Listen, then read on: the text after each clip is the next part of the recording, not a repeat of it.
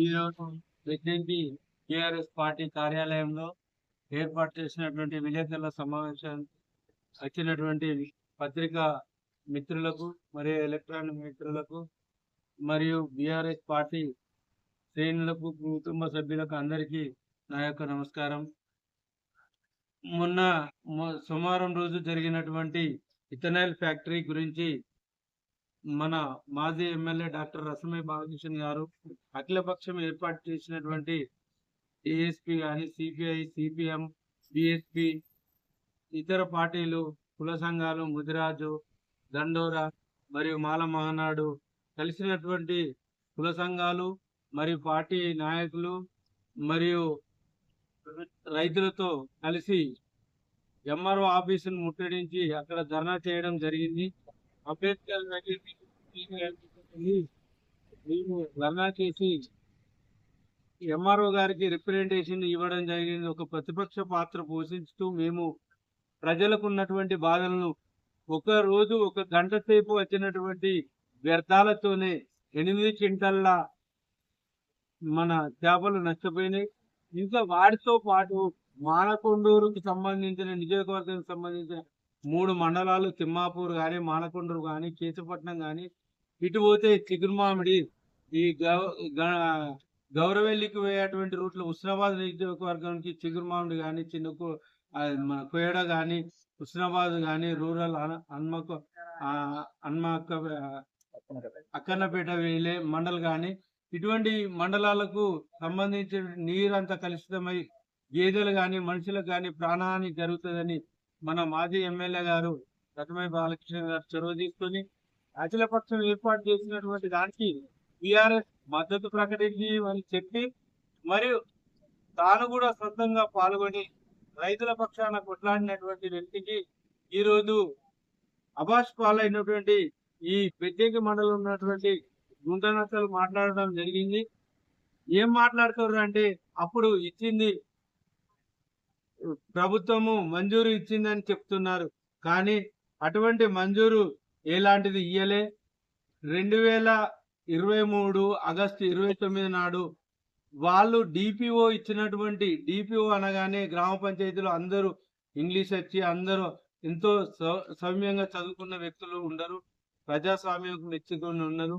వాళ్ళు భూమి రిజిస్టర్ చేసుకుంది బయో పవర్ అనే దాని మీద చేసుకొని, బయో పవర్ అంటే మన ఎలాంటి శక్తిని కలుషితమైనటువంటి కానిటువంటి ఫర్మ్ను రిజిస్టర్ చేసుకొని దాని మీద రిజిస్టర్ చేసుకొని 2022లో రిజిస్టర్ చేసుకుర్రు.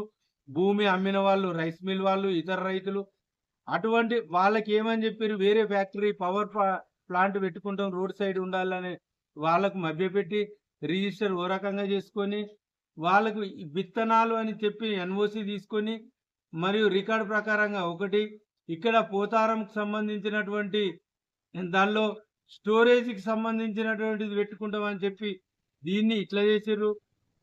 దీన్ని చేసినటువంటి క్రమంలో మళ్ళా వాళ్ళు తెలుసుకున్న తర్వాత మనకు 11వ నెలల వారు తిరిగి గ్రామ సభ పెట్టి కూడా తీర్మానం చేసి మళ్ళీ కలెక్టర్ గారికి, కమిషన్ గారికి, సొల్యూషన్ బోర్డు వారికి గ్రామ పంచాయతీ వారు తీర్మానం ఇచ్చినారు. గ్రామ సభలో ఎన్ఓసి ఇచ్చినప్పుడు 5 వార్డు మెంబర్లు పాలక మండలి ఉన్నారు, 10 మంది వార్డు సభ్యులు, 6 మంది 5గురే ఉన్నారు. కానీ దానికంటే ఎక్కువ ప్రాధాన్యత ఇచ్చేటువంటి గ్రామ సభలో అత్యధిక 2/3 అట్టి పాలక మండలి ఇచ్చినటువంటి దాన్ని రద్దు చేయాలని గ్రామ సభకి ఎక్కువ ప్రాధాన్యత ఉంటుంది. కాబట్టి గ్రామ సభను లెక్క చేయకుండా కూడా వాళ్ళు అదే అనుమతులతోని వాళ్ళు ప్రభుత్వం మారిన తర్వాత పోలీస్ బందోబస్తుతోని నిర్మించినారు. ఇటువంటి నిర్మాణాలను కూడా గతంలో బీఆర్ఎస్ మన పార్టీ పక్షాన ఎమ్మెల్యే రసమయ్య ఆదేశానుసారంగా అప్పుడున్నటువంటి మండల పరిషత్ కార్యాలయంలో పాలక మండలి వారు మా గౌరవనీయులైనటువంటి మల్లేశం ఎంపీటీసీ తిమ్మేపల్లె, గుగ్గిల్ల, గాగిల్లాపూర్కి సంబంధించిన గుగ్గిల్ల ఎంపీటీసీ గారు 6వ తారీఖు 3వ నెల 2024లో జరిగిన సమావేశంలో స్పెషల్ ఆఫీసర్ పరిపాలనలో ఉన్నా కానీ అప్పుడున్నటువంటి అధికారులు అందరూ కలిసి కూడా రసమయ్య బాలకిషన్ ఆదేశానుసారంగా అక్కడ సభా అధ్యక్షులు లింగాల నిర్మల లక్ష్మణ్ గారు మరియు పాలక మండలి అందరం కలిసి ఏకగ్రీవంగా ఎంపీటీసీ గుగ్గిల ఎంపీటీసీ గౌరవ మల్లేశం అన్న గారు ప్రవేశపెట్టినటువంటి తీర్మానాన్ని దుబ్బాల రాజమహేందర్ రెడ్డి మరియు ఇతర సభ్యులు అందరము ఏకగ్రీవంగా ఆమోదిస్తూ తీర్మానం చేసి దాన్ని అప్పుడు జిల్లా పరిషత్ ద్వారా కలెక్టర్ గారికి కూడా పంపడం జరిగింది, ప్రభుత్వానికి నివేదిక ఇవ్వడం జరిగింది. అటువంటి చిత్తశుద్ధి ఉన్నటువంటి బీఆర్ఎస్ పార్టీ పైన ఒక వ్యక్తి మాట్లాడతాడు, మేము ఎమ్మెల్యే గారు పిహెచ్డి చేసిండు, ఇతనాలకు విత్తనాలకు తేడా తెలియదా అన్నాడు. ఎమ్మెల్యే గారికి కాదు బాబు, నీకు ఎంతో మేలు చేసినటువంటి నీ భార్యకు ఉద్యోగం ఇప్పించిండు, నీకు 2 ఇండ్లు ఇచ్చిండు, నీకు ట్రాక్టర్ ఇచ్చిండు, అయినా కానీ నువ్వు గౌరవించకుండా ఏమో మిస్టర్ రసమయ్య అని మాట్లాడుతున్నావు. ఇది నీ స్థాయికి తగినటువంటి వ్యక్తివి, నువ్వు ఆయన స్థాయికి తగినటువంటి వ్యక్తివి కాదు. నీకేమో మందదలు మందుతాడంటే ఒక పార్టీ పదవి కొరకు దేన్నో ఆశించి నువ్వు విమర్శించడం సరైన సమయం కాదు. నీకు ఆ స్థాయి వ్యక్తివి కూడా కాదు, నీవు లబ్ధి పొందిన వ్యక్తివి. నువ్వు ఈ విధంగా మాట్లాడడం సరైనది కాదు. వారు ఏమన్నారు, ఆ స్థాయి ఎన్ఓసి అక్కడ ఉన్నటువంటి స్థానికులకు తెలియకుండా విత్తనాలకు తేడా తెలియదని పదజాలమే వాడిండు తప్ప ఆయన దగ్గరికి వచ్చిన వ్యక్తి కాదు, అటువంటి వ్యక్తి కాదు. ఒక వ్యక్తి మాట్లాడతాడు, రియల్ ఎస్టేట్ ఒక మంత్రి హరీష్ అన్నను పట్టుకొని అంటున్నాడు. హరీష్ అన్న ఏ స్థాయిలో ఉన్నాడు, భూమి కొలిని ఇచ్చే స్థాయిలో ఉన్నాడా?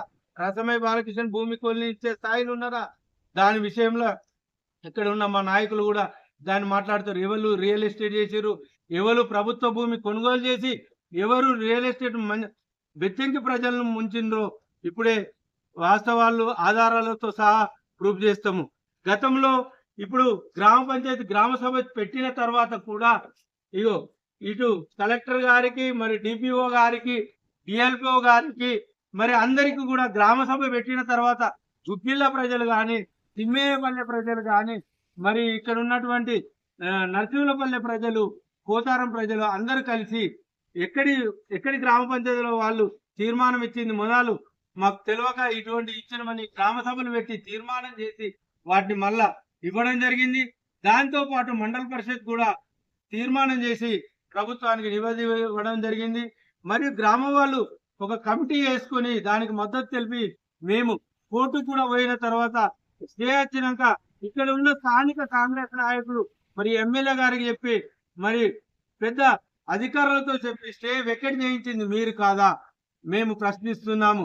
మరియు తాజ్ కృష్ణ హోటల్లో ఉన్నటువంటి సీసీ కెమెరా ఫుటేజీలు కూడా మా దగ్గర ఉన్నాయి. ఈ సీసీ ఫుటేజీలో మీరు అక్కడికి పోయి వైట్ ఇదే ఇథనాల్ ఫ్యాక్టరీ వాళ్ళను ₹1 కోటి డిమాండ్ చేస్తే వాళ్ళు 70 లక్షలు ఇచ్చినప్పుడు తీసుకున్నది నిజం కాదా? దానిలో 60 లక్షల రూపాయలు ఒకరికి, 10 లక్షల రూపాయలు ఒకరు ఉంచుకున్నారు, మీరే ఇద్దరు పోయింది. సీసీ ఫుటేజ్లో సహా మేము నిరూపించడానికి సిద్ధంగా ఉన్నాం. సీసీ ఫుటేజ్ కూడా మీకు అందరికి చూపించడం జరుగుతుంది.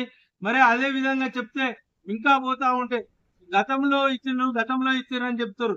మీరు ఎలక్షన్ పీరియడ్ లో మమ్మలను ప్రదానం చేయడానికి అది జరిగింది.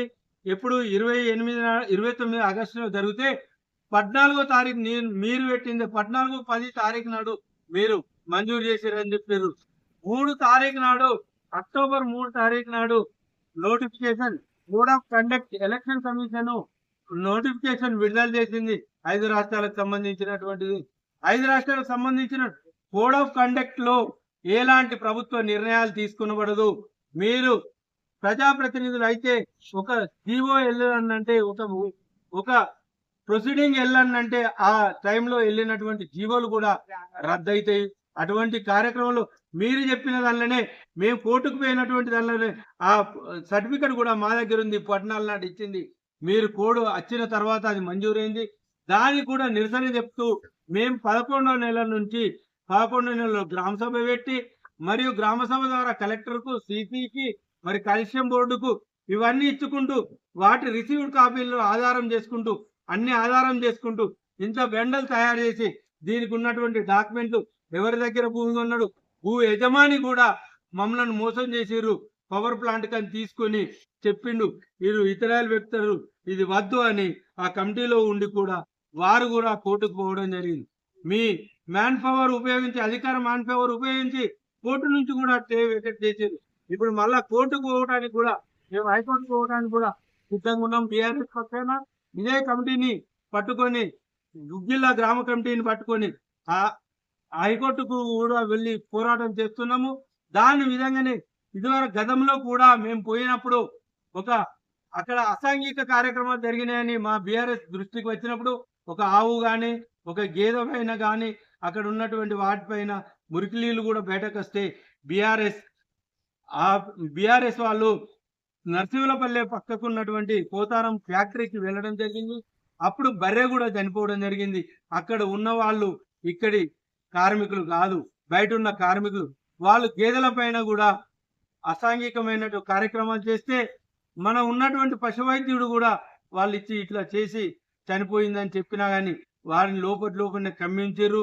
అప్పుడు మమ్మల్ని పోలీసులు నిర్బంధించి వచ్చిన తర్వాత కూడా ఆ 25లో కూడా ఇది కంపెనీ వారు ముత్తన్నపేట మరియు బెజ్జంకి క్రాసింగ్ మరియు గుగ్గిళ్ళ, తిమ్మేపల్లె, పోతారం, నరసింహులపల్లె వారికి మేము మీ దాంట్లో కలుషితమైనటువంటి వాతావరణము ఎలాంటి రానియము, ఒక వర్షానికి సంబంధించిన నీళ్లు తప్ప రానియమని ఒక అక్సెంట్ సర్టిఫికెట్ కూడా వారికి కొరియర్ ద్వారా పంపడం జరిగింది. ఇది వారికి ఇచ్చినటువంటి ఆ పేపర్. 25 నాడు మేము సందర్శించిన తర్వాత ప్రతిబంధిస్తూ మీకు ఎలాంటి కాలుష్యమైనటువంటి రాదని వీళ్ళు ఇచ్చినటువంటి పోతారంకి సంబంధించినటువంటి ఇచ్చినటువంటి పేపర్. ఇటువంటి ఆధారాలు ఉండగా మేము చేసిన ఆ పీరియడ్లో ఉన్నంత మాత్రాన ఆ టైంలో ఎలక్షన్ కోడ్ ఉన్నది. ఆ కోడ్ టైంలో ఎవరి కూడా మాట చెల్లుబాటు కాదు. రాజ్యాంగబద్ధంగా అందరికి తెలిసినటువంటి విషయము ఇక్కడ జరిగింది. కాబట్టి ఆడిపాడి పోసుకొని రసమై మనకున్నటువంటి ఇక్కడ ప్రజల పక్షాన కోట్లాడుతుండు కాబట్టి ప్రజల పక్షాన సిద్ధశుద్ధి లేదు. మీరు కూడా కమిషన్ తీసుకున్నట్లయితే మీరు కూడా ఈ రోజు పోట్లాడండి. అఖిలపక్షంతో కాకుండా మీరు ధర్నా చేసి కంపెనీ ఆపండి. మీరు ఎలక్షన్ లో మాట ఇచ్చిన ప్రకారంగా మీరు మాట్లాడితే గుగ్గిళ్ళలో ఏం జరిగింది, గుగ్గిళ్ళలో జరిగినప్పుడు మీరు ఏమని లేచిపోయారు అదంతా ఇప్పుడు మా ఇక్కడ ఉన్నటువంటి ఎంపీడీసీ గారు, ఎంపీపీ గారు విన్నారు కాబట్టి దాని గురించి కూడా మాట్లాడతారు. ఇంకా మాట్లాడే వ్యక్తులు ఉన్నారు కాబట్టి మీరు రసమై గురించి మళ్ళీ మాట్లాడి కంపెనీ గురించి మేము బీఆర్ఎస్ పార్టీ చిత్తశుద్ధి ఉంది.